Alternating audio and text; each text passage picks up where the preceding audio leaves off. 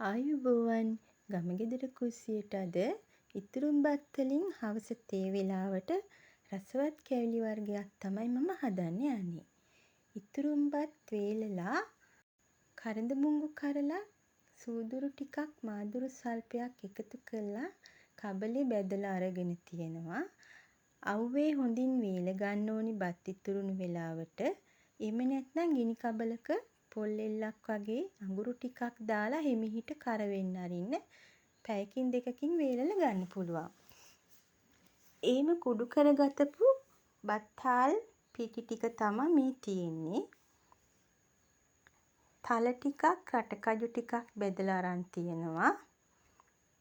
සීනි ග්‍රෑම් 300ක් විතර මම ගත්තා. ඔයාලා ගන්න බත්හාල් ප්‍රමාණයේ හැටියට සීනි ටික කළමනාකරණය කරගන්න. පොල් ටිකක් ඕන වෙනවා. මේ සීනි ටික කැරමල් කරගන්නවා මම මද ගින්දරේ.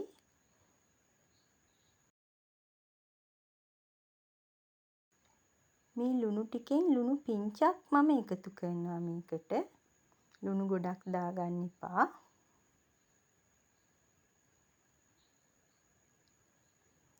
සීනි කැරමල් වෙලා තියෙන්නේ.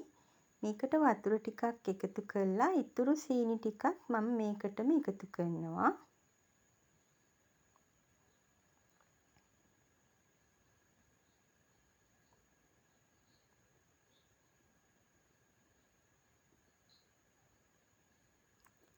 දැන් පොල් ටික එකතු කරගන්න.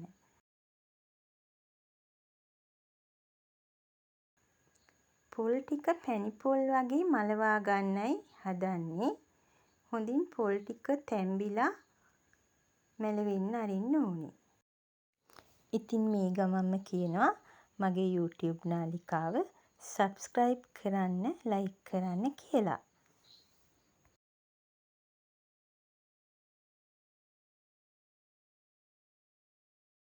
දැන් බත්හාල් පිටි ටික එකතු කරලා මේ විදියට පදම එනකන් හැඳි ගාලා රටකජු තල ටික එකතු කරන්න. ඒ ටිකත් කලවම් කරලා තැටියක හෝ කෙසෙල් කොලයක තුනී කරලා කෑලි කපා ගන්නයි තියෙන්නේ. හවස තේ වෙලාවට ඔයාලට කැවිලි වර්ගයක් ඕන නම් ක්ෂණිකව හදාගන්න පුළුවන් ගෙදර තියෙන දේවල් වලින්ම. වැලි තලප වගේ හරිම හැඩට තියෙනවා. ඒ වගේම රසයි.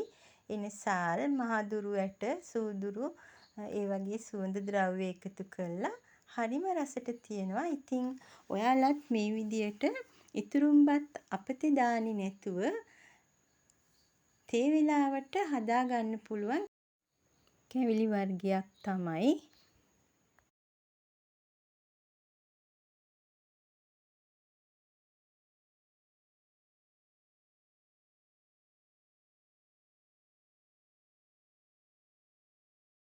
රසට හදාගන්න පුළුවන් වැලි තලප විදියටම තියෙනවා.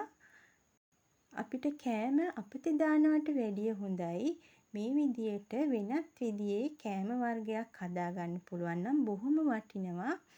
ඉතින් ඔයාලත් මේ විදියට හදලා බලන්න. හරිම රසයි. ඉතින් වීඩියෝ එක හොඳ නම් ලයික් එකක්, කමෙන්ට් එකක් කරන්න අමතක කරන්න එපා. ආයුබෝවන් ගිහිල්ලා එන්නම්.